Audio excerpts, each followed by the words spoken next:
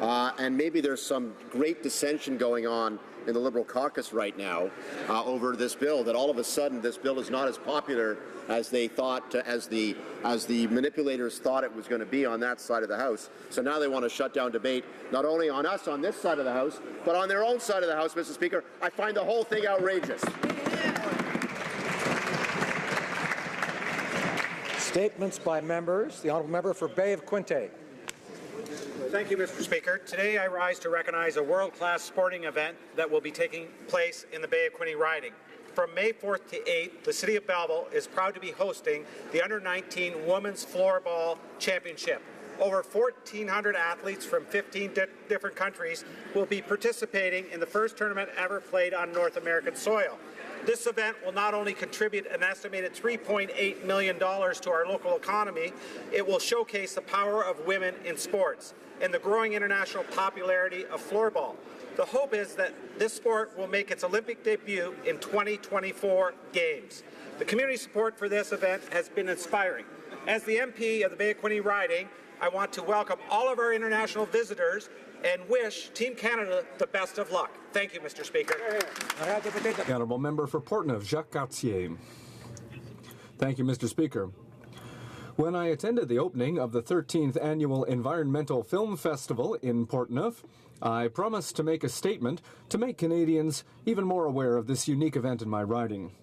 However, due to unforeseen circumstances, I must share this time today because of the fire that scarred the downtown of Saint-Raymond-de-Portneuf last Sunday. First, I'd like to speak to the victims. You have my full support and know that my thoughts are with you in this difficult time. I would like to congratulate the local fire service as well as firefighters from other municipalities whose efforts prevented further destruction. A tip of the hat as well to Mayor Daniel Dion, who was a great leader in the circumstances. The good news is that no lives were lost. I know that the people of Saint-Raymond are strong.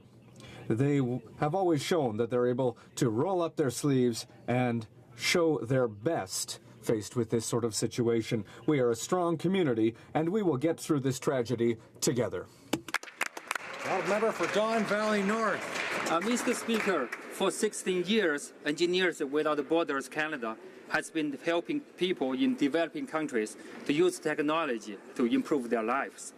Engineers Without Borders Canada was founded in 2000 when two Waterloo engineering graduates wrote a mission statement on the back of a paper napkin in a coffee shop.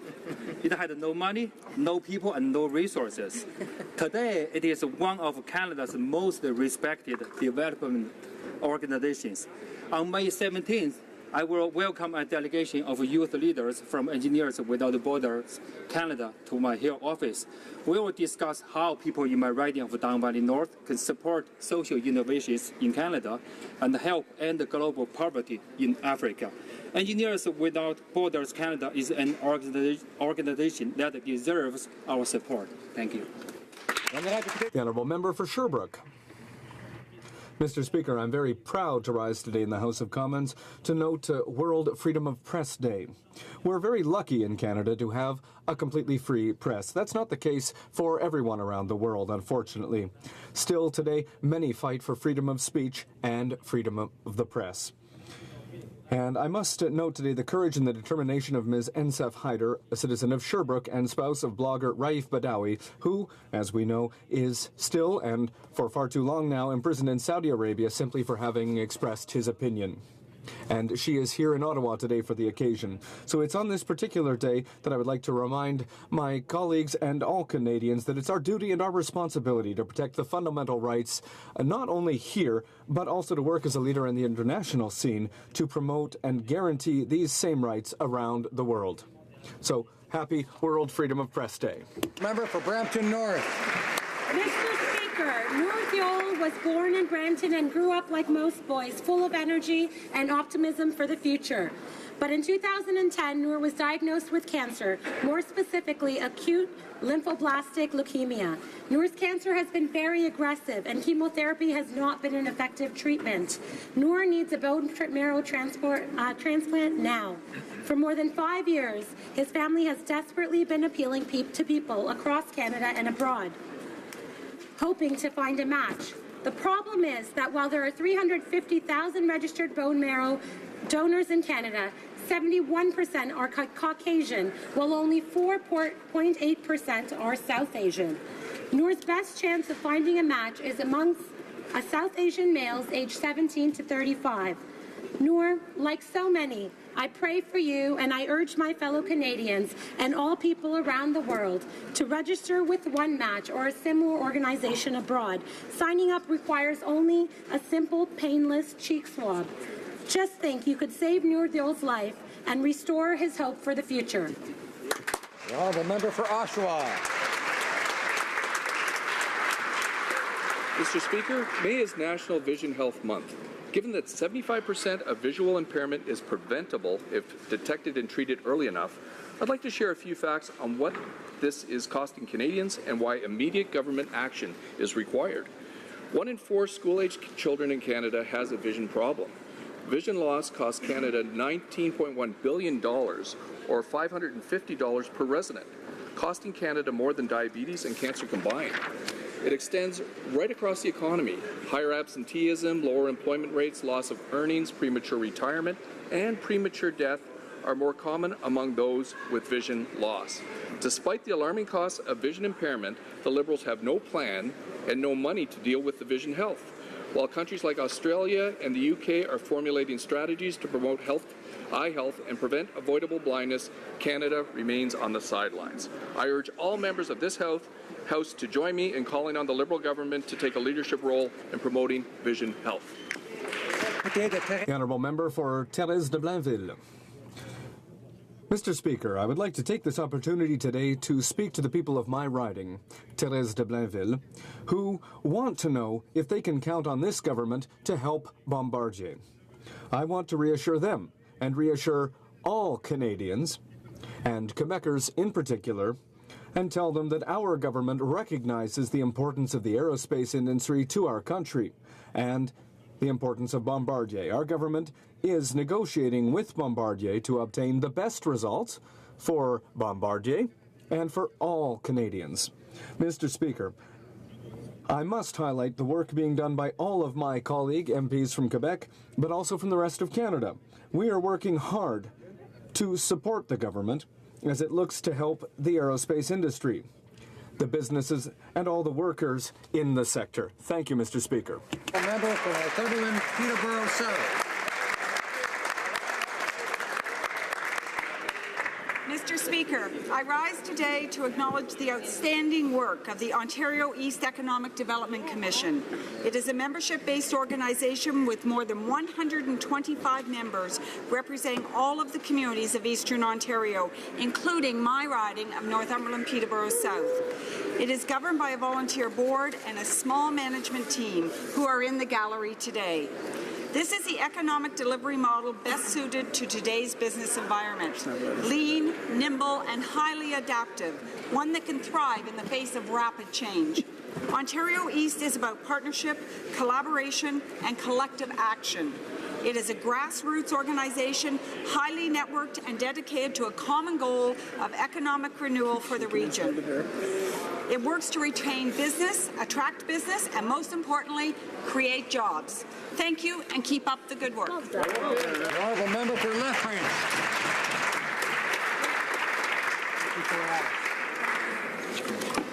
Mr. Speaker, ovarian cancer is the most fatal women's cancer in Canada. It is estimated that this year 2,800 women will be diagnosed and 1,750 will die from this disease. That is 5 mothers, daughters, and sisters that we will lose each and every day this coming year. There is no screening test, the symptoms are easily confused with less serious conditions, and the result is that ovarian cancer is usually detected at a very late stage. These facts are troubling because most Canadians are unaware of the risk that this cancer poses. Ovarian Cancer Canada has launched a campaign to make Canadians more aware of ovarian cancer. There is also an immediate need for research dollars. This is why I am calling on our federal government to invest in research to ensure women fighting this disease have the tools they need to beat it. Please join me in increasing awareness by joining the fight on May 8th for World Ovarian Cancer Day. Thank you. The honourable member.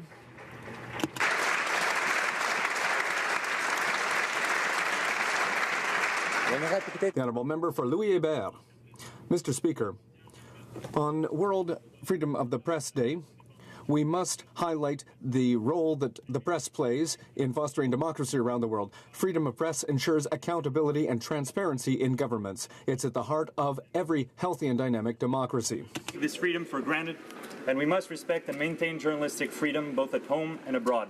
Censorship, harassment, intimidation, and even violence are too often experienced by journalists as they fulfill their critical role on behalf of citizens in their countries.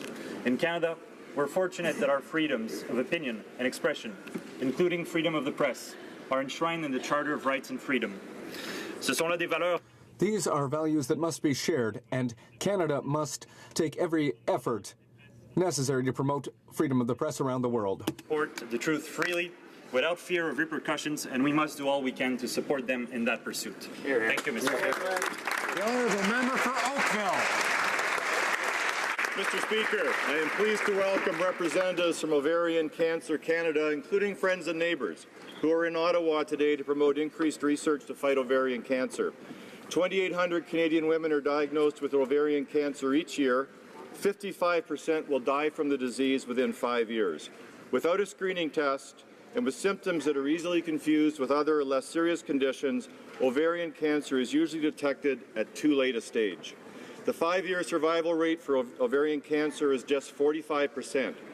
If the cancer is found and treated before the cancer is spread, the 5-year survival rate climbs dramatically to 92%. Research for early detection and treatment is critical. On behalf of the many affected Canadian women, their families and friends, please join me in helping Ovarian Cancer Canada increase awareness for their cause by joining the fight this May 8th on World Ovarian Cancer Day. Thank you. The Honourable Member for Thornhill. Mr. Speaker, B'nai B'rith Canada has just released its annual audit of anti-Semitism in our country, and the results are alarming. Although the level of anti-Semitism has remained relatively constant over the past 5 years, the nature of incidents has changed. While spray paint vandalism, crudely drawn swastikas, holy site desecrations, and violent events are down, there has been a striking growth in social media anti-Semitism. The audit points out that social media has a much broader reach than the old form of hate, that it is much more difficult to remove once such anti-Semitic content is posted.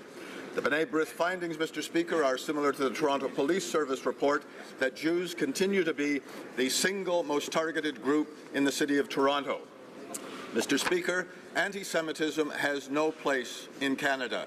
I call on all members of this House to join me in condemning the pernicious form of hatred.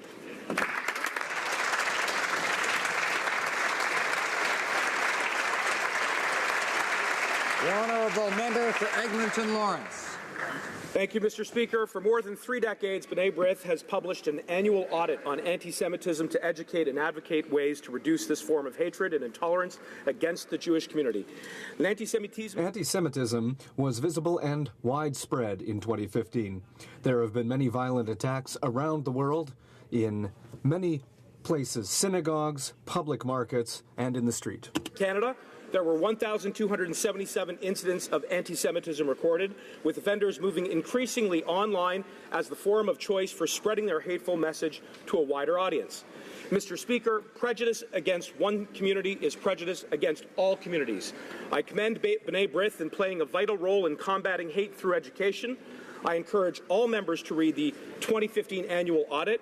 It is essential that we see anti-Semitism as a challenge to be overcome together through our shared values of diversity and inclusivity. Thank you very much, sir.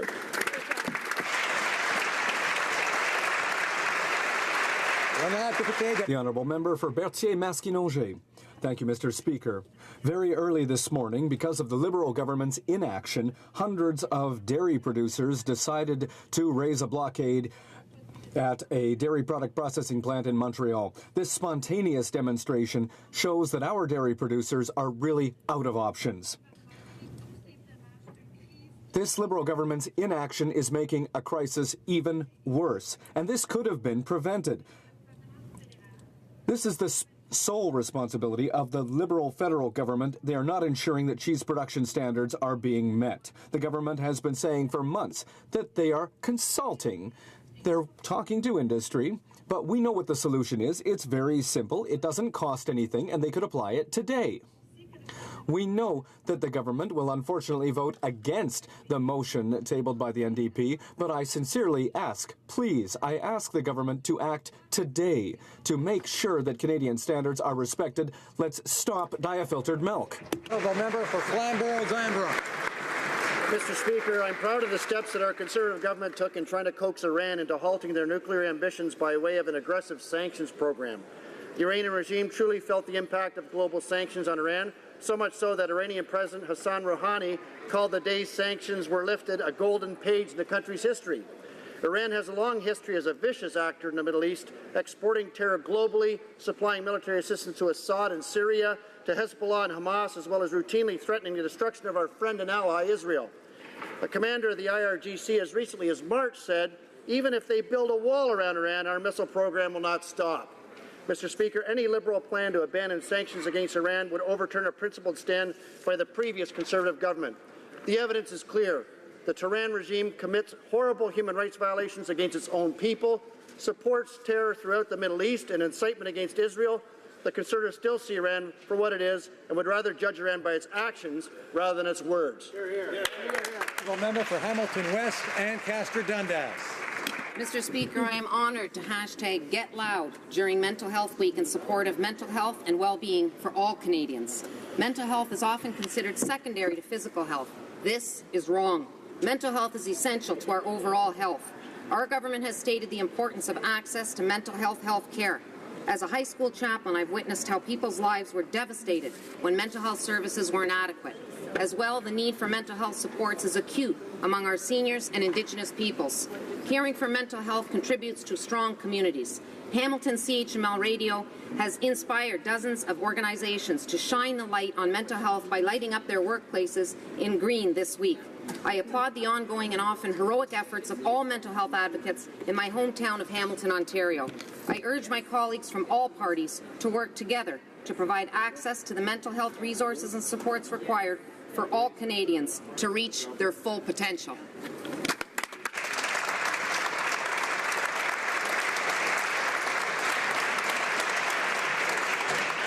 Oral questions, questions orales. Honorable chef de l'opposition. The Honourable Leader of the Opposition. Mr. Speaker, while the Prime Minister was once again doing push-ups for the cameras yesterday, his Finance Minister was doing some of his own verbal gymnastics back here. He was trying to explain how a healthy Conservative surplus turned into a Liberal deficit. It turns out that we are just stuck on this whole balanced budget thing. And he's right, Mr. Speaker, and we're proud of it.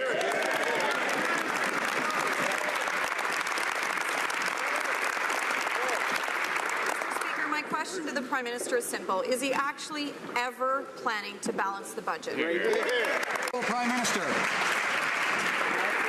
I thank the member opposite for bringing up an opportunity for me to talk about the Invictus Games and the extraordinary work this government is doing to support veterans, to ensure that there is an opportunity for all Canadians to cheer on the extraordinary valor, courage and strength of Canadian veterans. But obviously, on the issue of economic growth, we made it very clear during the election campaign that we're going to be investing in communities, we're going to be putting more money in the pockets of the middle class and those working hard to join it, because fiscal responsibility and indeed balanced budgets are important. The Honourable Leader of the Opposition. Well, Mr. Speaker, we've all heard of March Madness. Here's what the Liberals did in March by their own budget numbers. They took the $7.5 billion surplus we left them, spent every dime of it, and then spent another $5 billion on top of that in 1 month. It's reckless, it's irresponsible, and every Canadian is going to have to pay it back. Does the Prime Minister understand that it's actually not his money to spend? It belongs to hard-working Canadians. Prime Minister.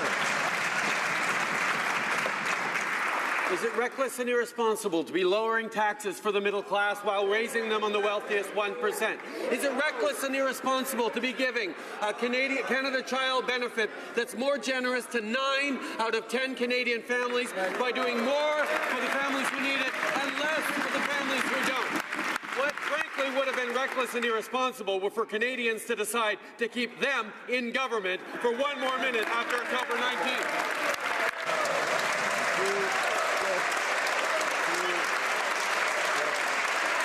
The Honourable Leader of the Opposition. Let's just skip to the push-ups. Mr. Speaker.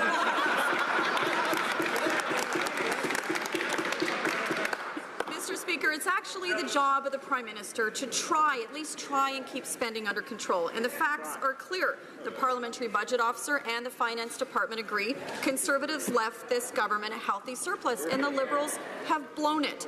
Does the Prime Minister understand that this billions of spending actually has to be paid back? Honourable Prime Minister. I'm pleased that the member opposite now has discovered what apparently she thinks the job of the Prime Minister is, because the previous Prime Minister added $160 billion to Canada's debt with very little to show for it. Indeed, for 10 years we had lower economic growth than Canadians needed to have. We had underinvestment in our infrastructure, in our communities, in public transit. That is why this government is committed to making the investments in our communities that Canadians so desperately need, that businesses so desperately need, and putting more money into the pockets of the middle class and those working hard to join it. That's the job of the...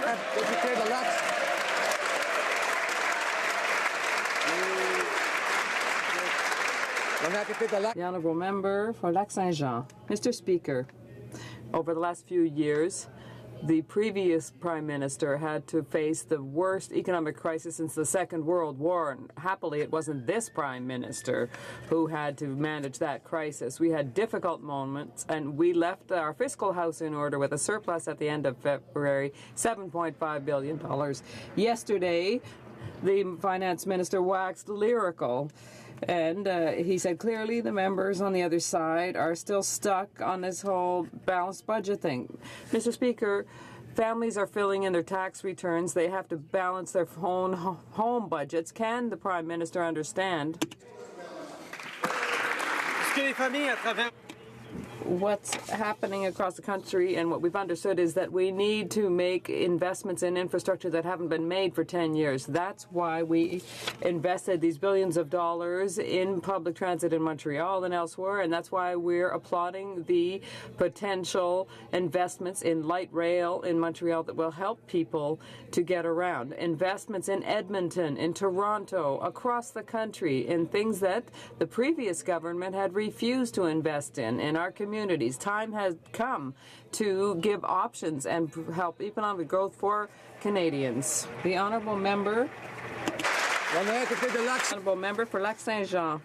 Mr. Speaker, the projects he's talking about are ones that we set up, Mr. Speaker. In the Montreal region, we were working with respecting Quebec areas of jurisdiction, and we delivered the most significant infrastructure plan in the country while balancing the budget. Why is this Prime Minister obliged to put us into deficit to achieve what we did without doing so? The Honourable Prime Minister.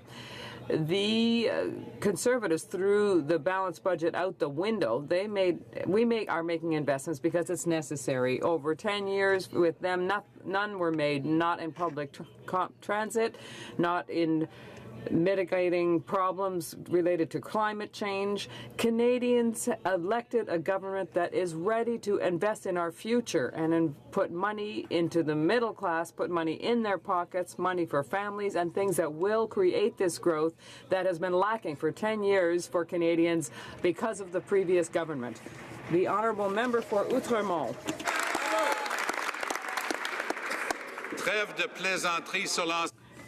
Well, that's enough of the jokes about the previous government. Let's talk about the current government. And the issue of diet-filtered milk, it's the inaction of the current Liberal government that's really hurting our dairy producers across the country. They can no longer borrow money. They're losing hundreds of millions. Over the last 6 months, the Liberals have done nothing. Are they going to implement the NDP's motion, yes or no, and stand up to support our dairy farmers? The Honourable Prime Minister. Mr. Speaker, we are continuing to support the Canadian dairy sector. We speak regularly with them to understand the issues and ensure that in terms of the free trade agreement with Europe, we will provide the necessary compensation. We are working at every stage to protect their industry because we are committed to protecting supply management and we will continue to do so. Thank you, Mr. Speaker. The Honourable Member for Outremont. Mr. Speaker, continuing to just talk will do nothing about our family dairy farms. They need action. And this action is quite simply that the Liberal government is responsible here. They just have to enforce the rules. Why this lack of action? It's inexplicable. But let's talk about another issue. At the Parliamentary Committee today, KPMG, those who put up this fiscal scheme be held responsible for their actions. Will the Liberals, yes or no, support our motion? The Right Honourable Prime Minister. Mr. Speaker, like all Canadians, we're very concerned by the allegations that there has been favoritism at the Canada Revenue Agency, and that's why we are working attentively with the Minister and with her department to ensure that all Canadians and all companies pay their share of taxes, and we will ensure that this be done now and in the future. The Honourable Member for Outremont. If the Prime Minister is sincerely concerned about what he just called potential favoritism at the Canadian Revenue Agency, will he agree with the NDP to hold an investigation into the KPMG scandal? You see, Mr. Speaker, Canadians don't accept that there's one law for the rich and well-connected and one law for everybody else.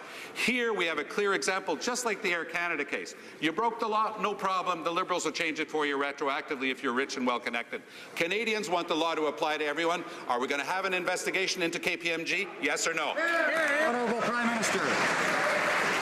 Once again, Mr. Speaker, we see that the NDP is always eager to play parliamentary procedure games as opposed to actually digging into the real facts of the issue. We are working with the Canada Revenue Agency. We are ensuring that all Canadians and all companies pay their fair share of taxes.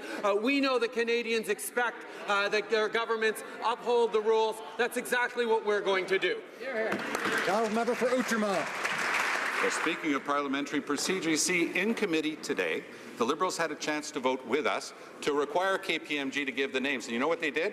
They used parliamentary procedure to avoid that, Mr. Speaker. Let's talk about the Liberals avoiding their responsibility in another key area, which is climate change. They signed Kyoto the last time that they were in power and went on to have one of the worst records in the world. This time they went to Paris and said Canada's back. Unfortunately, Canada was back with the Conservative plan. Why no plan to reduce greenhouse gases in Canada? Canadians want to know. Prime Minister.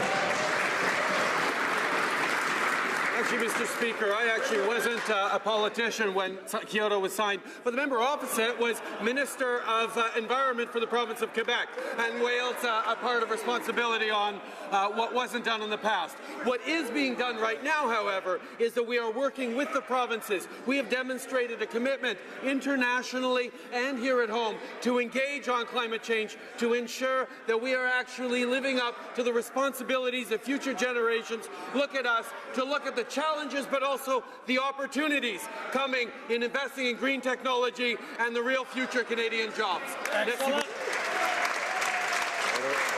The Honourable Member for Milton. Thank you, Mr. Speaker. Mr. Speaker, last week the Minister of Finance, when asked about the surplus noted in the Fiscal Monitor, said that he didn't want to focus on the issue. Yesterday in the House of Commons during question period, the Minister actually laughed off the concept of restraint by lamenting that the Conservatives are stuck in this whole balanced budget thing. Recently, the National Post noted that this may be the first surplus a finance minister doesn't want to talk about. So my question for the Minister of Finance is this: what's so scary about being fiscally responsible? Well said. Well. Honourable Minister of Finance. Mr. Speaker, our priority is on investing to grow the economy. Just 6 months ago, Canadians chose hope over fear. They chose optimism optimism over pessimism. They chose to make investments to grow the economy instead of balancing the budget on the backs of Canadian families. Mr. Speaker, while the members on the opposite side want to tell Canadians that they made the wrong choice, we're moving forward with the right choices, the choices to invest in our economy that are going to make the future better for Canadians today and tomorrow. For Milton. Thank you, Mr. Speaker. The Finance Minister also said yesterday that he was convinced that the Liberal Party was doing the right thing because it's making his children and his grandchildren better off. Now, I'm happy for them, but I also worry about the other kids that we have in this country as well who may not be able to afford the high cost of the minister's borrowing. Minister maybe has just said that he's comfortable with the choices made that he's making, but reality, Mr. Speaker, he's going to be spending on the backs of our children. What part of saddling our kids with billions and billions of dollars of debt is making them better off? The Honourable Minister of Finance. Mr. Speaker, the members opposite would like to focus on our low-growth past. We want to focus on what we're actually doing for Canadian children today. We've moved forward with the Canada Child Benefit, which will help 9 out of 10 families with children, and it'll help them a lot, on average $2,300 per year. We're moving forward to help Indigenous people. We're moving forward on educational initiatives, $3.5 billion over 5 years, to improve the situation for Indigenous people, Indigenous children in our country. We have a progressive government that's going to make a real difference for the children of today so they can be better off tomorrow. For Brantford Grant. Mr. Speaker, the long list of Liberal promises now includes transparency, thanks to this Finance Minister. The PBO delivered a scathing indictment of this government for its lack of budget transparency. The minister refuses to acknowledge that we handed them a surplus. We know the Liberals jammed as much new spending in last year's budget and books as they could. Is the minister, if he truly wants to be transparent, will he tell Canadians how much the March Madness spending spree has cost them? Honourable Minister of Finance. Mr. Speaker, the member opposite is entitled to his opinion. I've had the opportunity to crisscross this country and listen to Canadians' opinions. They appear to understand quite well what we did with our budget, and they are very positive about the initiatives that are helping Canadians today and tomorrow. I also went international. I heard the Financial Times call us a glimmer of hope. I heard the Wall Street Journal say that we're doing the right things on the IMF plan to grow the economy. Mr. Speaker, we are going to make a real difference for Canadians today and tomorrow with the kind of fiscal measures that will grow our economy for the long run. Member for Richmond Centre. Mr. Speaker, we know the Liberals love to talk about facts, so let's look at some facts. Their decision to abandon tax cuts for small businesses will cost the industry $2.2 billion over the next 4 years. Shocking. And I repeat, $2.2 billion. The more we learn about the Liberal so-called commitment for small businesses, the more we realize there is no commitment at all. When will the Liberals deliver their promised 9% tax cuts? The Honourable Parliamentary Secretary for Small Business and Tourism. To thank my honourable colleague for the question, because we know that the small business tax rate is there to help companies grow and create jobs. But we need to make sure that the small business tax system is fair and being used appropriately. A loophole is allowing far too many people to use this rate to get out of paying the personal income taxes the rest of us pay each and every year. This loophole is costing taxpayers over $500 million a year. We need to fix the problem, Mr. Speaker, so those using the small business tax rate are the small business owners who are creating jobs for our communities. Honourable member for Louis Saint Laurent. Mr. Speaker, yesterday the Minister of Finance made a quite surprising statement, and I quote, "Clearly the members from the other side are still stuck in this whole balanced budget thing." Mr. Speaker, I can assure the House that yes, we are, and we will always be obsessed with balanced budgets. The strange thing is that this finance minister is obsessed with deficits. So can he recognize that this is a mistake on regarding Canada's future? Monsieur le Président. Mr. Speaker, Our priority is to make investments. 6 months ago, Canadians chose optimism over pessimism. Canadians chose to make investments to grow the economy, not to have a balanced budget at all costs. And so we are making choices that are good for Canadians choices that will grow the economy now and in the future.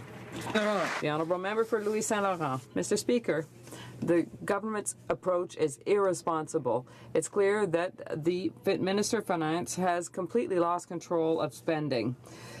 This is irresponsible now, and particularly for our children and grandchildren who will have to pay for the mistakes being made now. When will the government get back to reality and stop putting this on our children's backs? The Minister of Finance. Mr. Speaker, I want to speak about children in Canada. With our new measures, they will be in a much better position now and in the future. We introduced the Canada Child Benefit that will help nine families out of 10 with $2,300 more per year. The future will be brighter for these children because we will make investments now on their behalf. Better. Mr. Speaker, today the Auditor General reported that Canada is treating our Army reservists like second-class soldiers. They're underfunded, under-equipped, and under-trained. In fact, our reservists were sent into combat without first receiving the proper international mission training. This is all unacceptable. Will the minister today commit to give reservists the training they need, the support they're entitled to, and the respect they deserve? Yes. Minister of National Defence.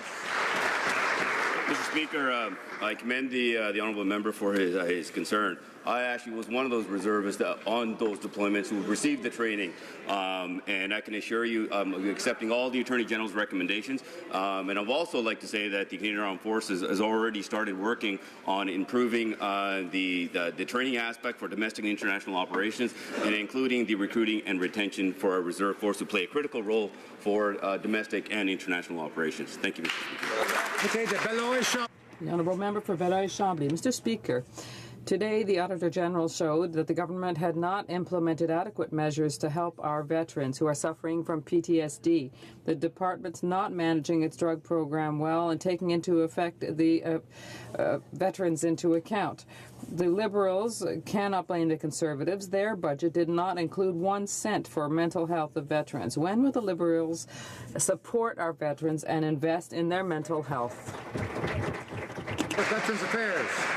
Well, I thank the member for his question, and we accept all the Auditor General's recommendations, and we are working forward to them through our programs throughout that we deliver. I can tell you that my mandate letter says to get working on our suicide prevention as well as our PTSD and mental health centers. That's exactly what we're going to do. We're going to deliver this care in a forthright and profound manner that makes veterans' lives and their families' lives better.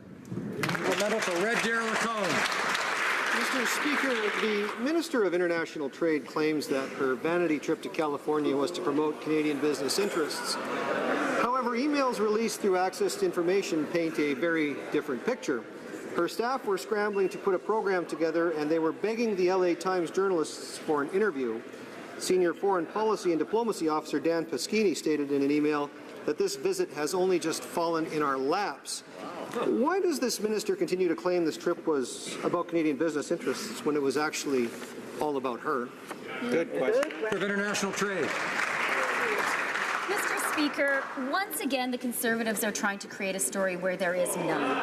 It's my job to promote Canada in the United States. In fact, just yesterday, I was pleased to be in Washington for a trilateral trade meeting with my American and Mexican counterparts. It was my 6th visit to the United States in 6 months. And what I'm hearing in the U.S. is that after a lost decade, Canada is finally back at the table. I'm going to keep going back and doing what the Conservatives failed to do: support trade, jobs, and our middle class. The honourable member for Red Deer Lacombe. Well, Mr. Speaker, in a one-on-one sit-down interview with the LA Times, the ministers California dream trip was characterized as a brief stopover. LA Consul General Villeneuve noted there seems to be a bit of confusion. The Global Affairs Director of General Communications was also confused, saying in emails, "What's she doing in LA besides the Bill Maher show?" Clearly, this is a personal trip built around her TV appearance. Well, we know the Liberals are entitled to their entitlements, but aren't taxpayers entitled to an honest answer about the real purpose for her going to LA? The Minister of International Trade. Mr. Speaker, the Conservatives continue to try to create a story where there is none. The media appearances were part of the official visit, along with 6 business roundtables. It's my job to promote Canada to the world. But since the members opposite are so interested in this topic, let me remind them that their own leader, the former Prime Minister, spent $50,000 of taxpayers' money to get himself U.S. media appearances. We don't need to do that. We get invited. Elgin, Middlesex, London.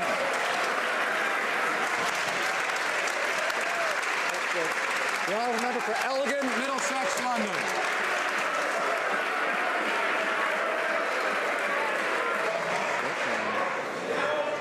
Ready? Ready? Go for it. Don't listen. Carry on. Go ahead. Come on. Thank you. Let's listen to the honourable member for Elgin, Middlesex, London. The story is that the Minister of International Trade needs to be honest with Canadians. She declares proudly that she was in California to promote Canadian business, but her own officials didn't even know about the trip until 2 days before. The minister indicates that she met with the Lieutenant Governor of California and a U.S. Senator, but doesn't mention that was on the Late Show with Bill Maher. Wow. When will this minister just be honest and tell Canadians she went to Hollywood on the personal vanity trip using taxpayers' money? Of International Trade. Mr. Speaker, unlike the Conservatives, we know it's our government's job to promote Canada to the world. And you know what? When I travel to promote Canada, I am proud to speak to the international media. Just yesterday, I gave an interview to Politico in Washington. And as minister, I'd like to list some of the other international interviews I've done. I've done an interview with MSNBC, with the Wall Street Journal, with the Washington Post, with the LA Times, with the Financial Times. I've done 3 BBC interviews. I've spoken to EU Trade Insights. I spoke to La Libre, Deutsche Welle, the German TV, Bloomberg Television, Handelsblatt, Süddeutsche Deutsche, Zeitung, the Frankfurt Allgemeine. For Elgin, Middlesex, London.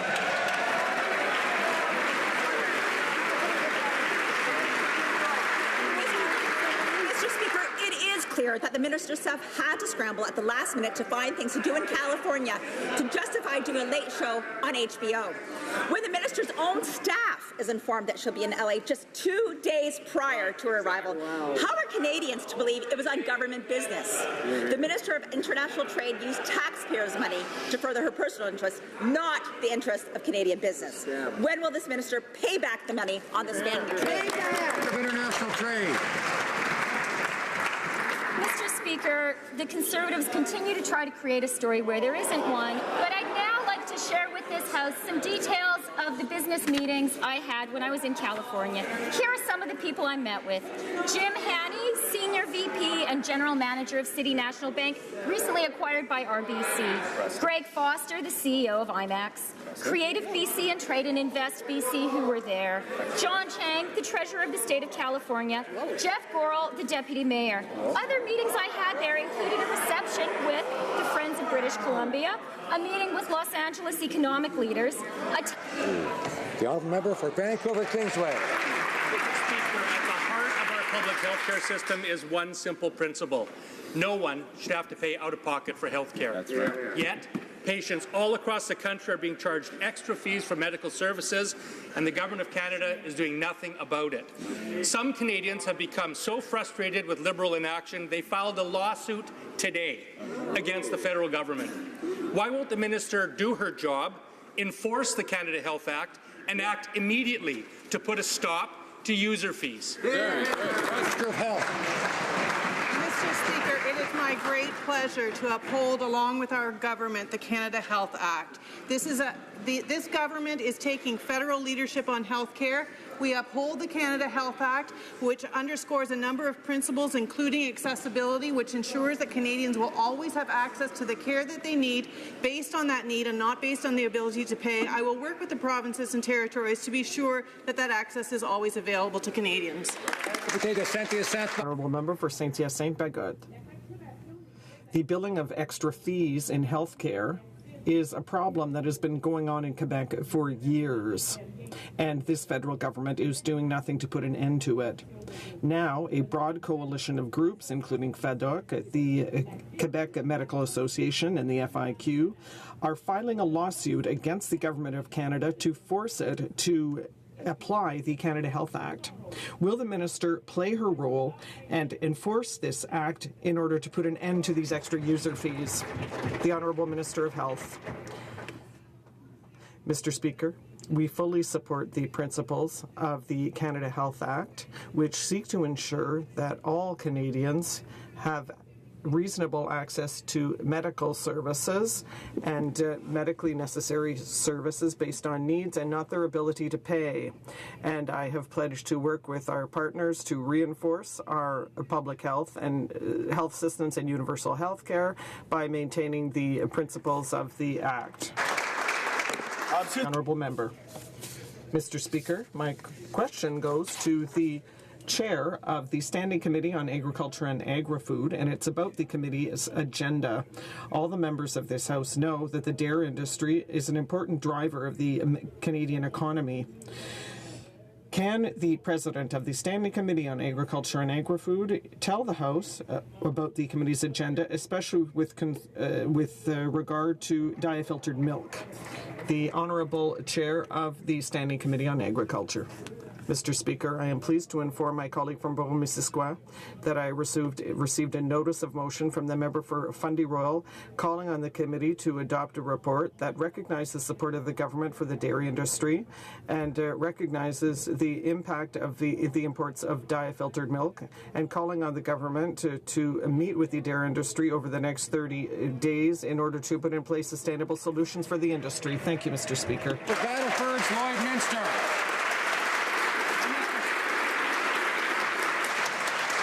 The honourable member for Battleford, Lloydminster. Thank you, Mr. Speaker. We all know the Trade Minister's sole purpose for being in LA was to be on television. Yesterday, when the government House Leader tried to defend the minister's unplanned vanity trip, he said, and I quote, "The minister signed important agreements during her visit to California." Well, if that's the case, Mr. Speaker, will she table these important agreements immediately, keeping in mind that credit card receipts and the waiver for Bill Maher don't count? Honourable Minister of International Trade. Mr. Speaker, once again, the Conservatives are trying to create a story where there is none. I've already listed the business meetings I held in California, but unlike the Conservatives, I do want to point out that they don't like the media. We understand it's our job to talk to the media at home and abroad. And in California, I want to point out, I appeared in the media with some important Canadian partners, Senator Angus King of Maine and the California Lieutenant Governor Gavin Newsom. Lloydminster. They all happen to be sitting on the same panel show, Mr. Speaker, so they don't count as individuals. Either the minister signed important agreements or she didn't. If she did, then she should table them right here so we can all have a look at them. We know her own bureaucrats were in the dark, 500 pages of emails in 2 days trying to figure out what she was doing there and why it would cost $20,000 to have her there. So is the House Leader going to stand and actually apologize for misleading the House yesterday if there were no said agreements? The Honourable Government House Leader. Mr. Speaker, what we're not going to apologize for is having an international trade minister that travels around the world promoting Canadian commercial interests in the United States and in other parts of the world. We're proud of the work she's doing for Canadian jobs and to ensure that Canadian companies are able to compete globally, and she'll continue to do that. The Honourable Member for Lévis-Lobinière. Mr. Speaker, the Government House Leader stated yesterday in this House that the Minister of International Trade had signed important agreements during her visit to Los Angeles. Would it be possible for us to find out which agreements? The Honourable Minister of International Trade. Mr. Speaker, once again, the Conservatives are seeking a story where none exists. It is my role to promote Canada abroad. But given that the opposition members are so interested in this matter, I will repeat in French that they must remember that it is their former leader who spent $50,000 of taxpayers' money to pay for a consultant to find interviews in the United States. Organize media appearances. The Honourable Member for Lévis-Lobinière. Mr. Speaker, the Conservative government signed the Trans-Pacific Partnership, and we are convinced that such a trade agreement will allow many businesses in the regions of Quebec to benefit from the economic spin-offs. To this end, Mr. Speaker, can the current government reassure the regions of Quebec and confirm that they will keep all the significant measures for Quebec in place in full? Trade. Monsieur le Président. Mr. Speaker, our work on CETA leaves no doubt as to our commitment to Canadians and Canadians' interests, but we pledge to consult Canadians on the Trans-Pacific Partnership. Our government has held consultations on this agreement on 250 occasions this year. We know that the Conservatives do not like public debate, but we do. For Nanaimo Ladysmith. On a single day, 3 of 4 Canadians seeking help from a domestic violence shelter are turned away. Many more women fleeing violence cannot even access a shelter because none exist in their region. The Liberal budget did not have sufficient funding and offered no money for a comprehensive national action plan. Mr. Speaker, we need to address this problem at its root. Will the government adopt a national action plan with adequate funding and finally end violence against women? For the status of women. Thank you, Mr. Speaker, and I thank the colleague across the floor for her unwavering efforts to address gender-based violence. As she well knows, we in fact do have plans for a comprehensive gender-based federal strategy to end violence against women, and more than that, we are very proud of our investment in shelters, transitional homes, and affordable housing that will affect women in a tremendous way to move forward in safe and productive manners that will have effects for generations to come. Thank you very much. Edmonton Strathcona.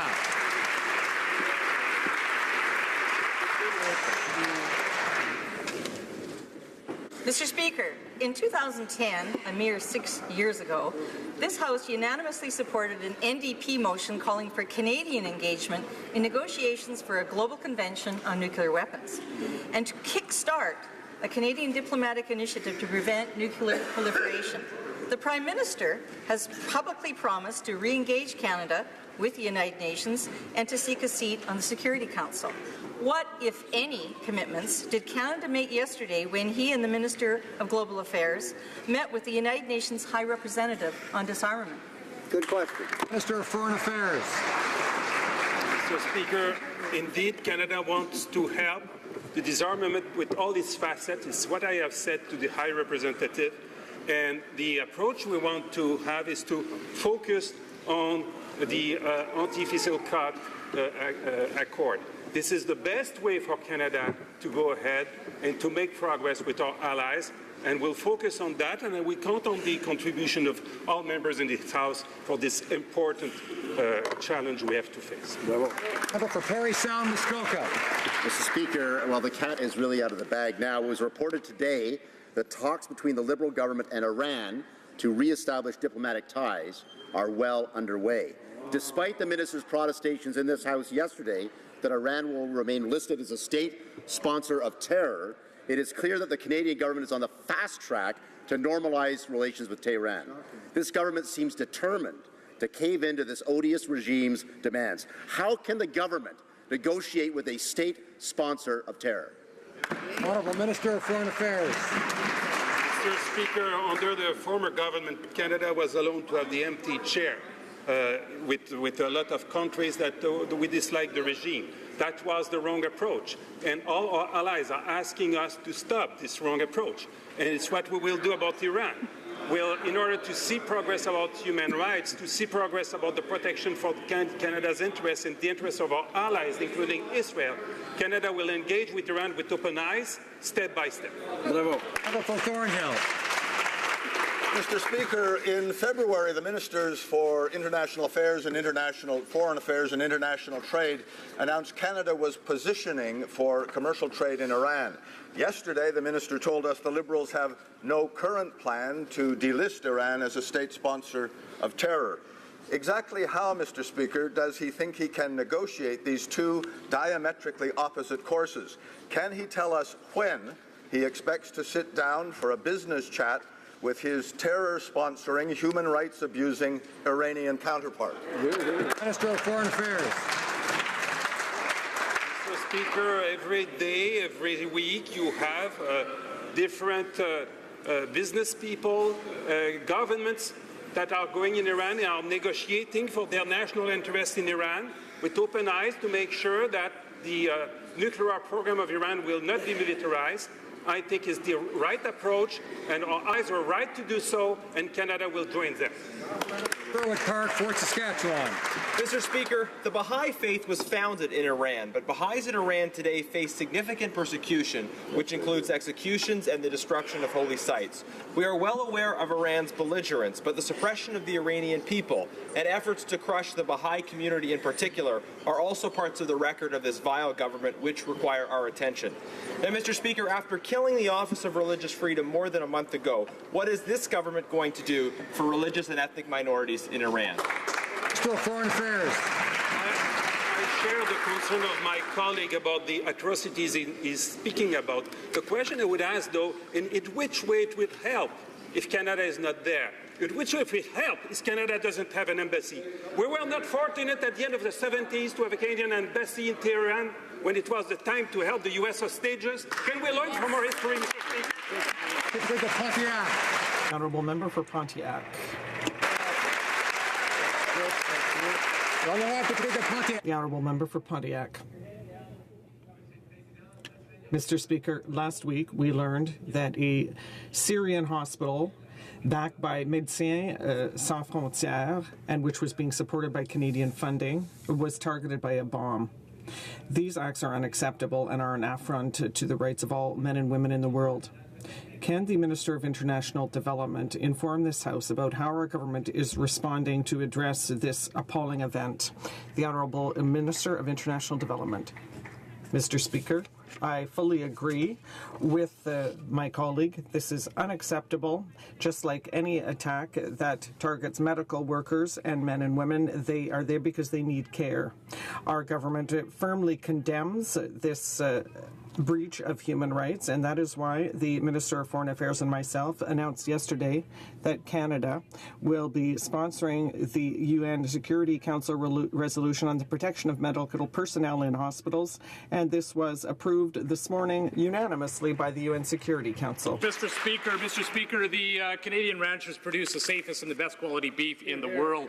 Some with vested interests have attacked the Canadian industry over the last number of weeks and months, and some restaurants have even stopped serving Canadian beef. Well, Mr. Speaker, this Canadian farm boy isn't going to eat at those restaurants anymore. I'm wondering if the minister across the way, the Ag Minister, will stand and commit to supporting Canadian agriculture and do the same. Minister of Agriculture. I can assure my honourable colleague that we support agriculture in this government. All Canadian beef is certified as safe and under science research. We have the safest high-quality beef in the world. It's the safest food you can eat, and Canadians are safe and should eat this food. The Honourable Member for Sherbrooke. Mr. Speaker, today is World Press Freedom Day, And yet today, Raif Badawi is still detained by the Saudi authorities for having criticized their regime.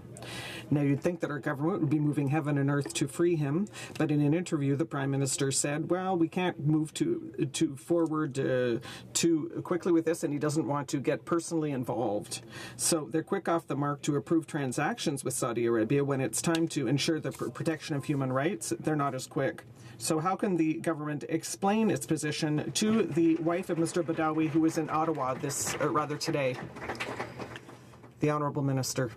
Mr. Speaker, my colleague is asking whether we are using every means possible, whether we are moving heaven and earth to help Mr. Badawi and to help free him.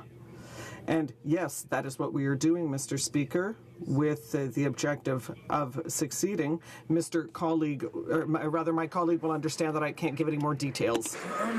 Mr. Speaker, many Canadian films have received international acclaim in the past year. One fine example is the Telefilm Canada-funded movie Room, a Canadian Screen Award and Oscar-winning picture. Room is a Canada-Ireland audiovisual treaty co-production. It stars Canada's own Jacob Tremblay and is written by the Irish-Canadian author Emma Donoghue, who now lives in London, Ontario, part of which I represent. Est-ce que la ministre patrimoine canadienne peut expliquer ce que le gouvernement...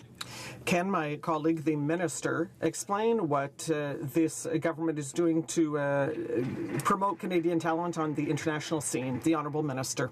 I'd like to thank my colleague for his important question. Of showcasing Canadian talent to the world. And that's why we support the film industry, and one example of it is our new Canada-Ireland co-production treaty, which will help to ensure that similar successes are possible in the future. In notre budget 2016, and our 2016 budget proposed historical investments in terms of supporting culture, and that is why we are going to continue our efforts in order to promote all culture here and abroad. Mr. Speaker, Mr. Jared Como, along with the help of the Canadian Constitution Foundation, won his court case, which would allow Canadians to bring beer across provincial lines into New Brunswick. Now, many constitutional scholars say this will inevitably end up at the Supreme Court. Authorities say that the liquor laws are still in force despite this ruling. Mr. Speaker, consumers deserve certainty, and the sooner the better. Does the government intend to refer this case to the Supreme Court? Your summit. The Honourable Minister of Economic Development. Mr. Speaker, I'd like to thank the member for the question, and that was a very positive development that we saw with regards to alcohol and the transferring of alcohol from one jurisdiction to the other. That is why I'm working very closely with my provincial and territorial counterparts on an agreement on internal trade, a comprehensive agreement that will reduce barriers and eliminate barriers altogether, that will work on issues around regulatory compliance. The idea here, Mr. Speaker, is to make sure we grow the economy and create an opportunity for businesses and people to succeed in Canada, and that is why we're going to continue to pursue an agreement on internal trade that will address that issue. The Honourable Member for Joliette. Mr. Speaker, Quebec accounts for half of Canada's dairy farms, and imports of dye-filtered milk hurt our farmers. Every week that goes by means thousands of dollars lost, and it's the economy of our regions that is at stake. To show his solidarity with our producers, the member for Chicoutimi-Le-Fjord poured a sack of powdered milk on his head, and yet in this House they don't do anything to defend our producers.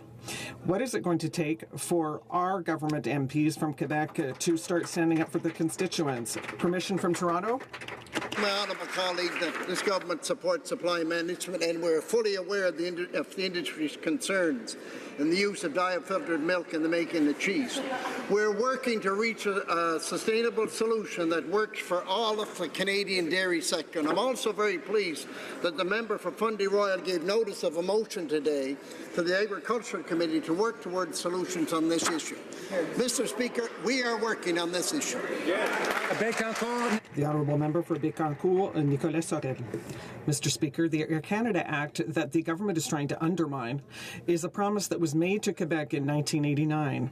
The legislators' intent was clear: to protect jobs in Montreal. And I know this, Mr. Speaker, because I was a member of the government when that bill was adopted. And at the time, it was the Quebec caucus of the government that fought to protect our aeronautical industry. Mr. Speaker, when will the 40 Quebec members of the government stand up and defend Quebec's aeronautical industry? The Honourable Minister of Transport. Obviously, Mr. Speaker, we are defending Quebec's aeronautical industry and the industry across Canada, and we know that the lawsuit was stopped, and this allowed us to overhaul the Act. This is a good step in the right direction. It will prevent any lawsuits in future, and also it will put Air Canada in a position where it can be more competitive with its rivals. And I might remind my colleague that there are still obligations for Quebec, Manitoba, and Ontario to hire employees of Air Canada for maintenance services. The honourable member for Outremont is rising on a point of order. Merci, Mr. Thank you, Mr. Speaker. The minister implied that it was Quebec's fault that the federal Liberals didn't live up to their Kyoto commitments. I'd like to ask for unanimous consent to table a document that shows Quebec decreased GHG emissions every year while I was Environment Minister and proved they went up. Is there unanimous consent to table the document?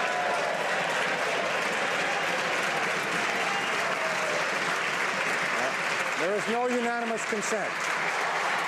There is no unanimous consent.